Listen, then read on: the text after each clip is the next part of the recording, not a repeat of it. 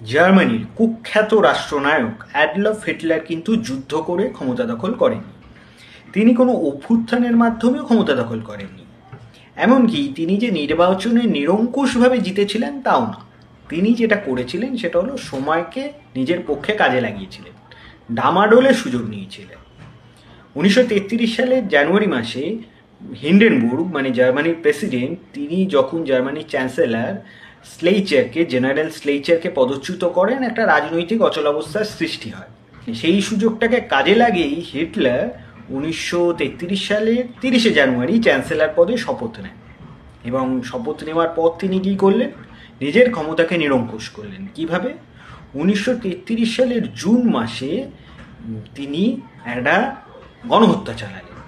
1933 সালের 30শে জুন প্রথমে তিনি রাজনৈতিক প্রতিদ্বন্দ্বী মানে নিজের দলেরই রাজনৈতিক প্রতিদ্বন্দ্বী আর্নেস্ট রোয়েমকে খুন করলেন এবং তার অনুগামীদেরও খুন করলেন, এবং আগের চ্যান্সেলর স্লেইচারও খুন হলেন এই সময়কালে।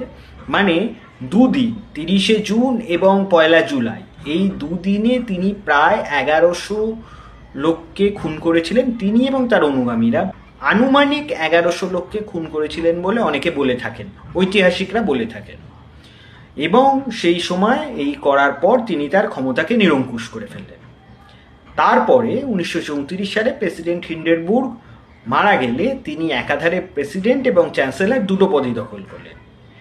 সেই কাজটা সহজ হয়েছিল কারণ 1933 সালে নভেম্বর মাসের ইলেকশন।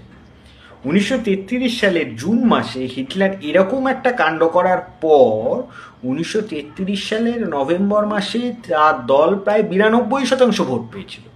হ্যাঁ, ঠিকই শুনেছেন, 92% ভোট পেয়েছিল হিটলারের দল। ভাবা যায়?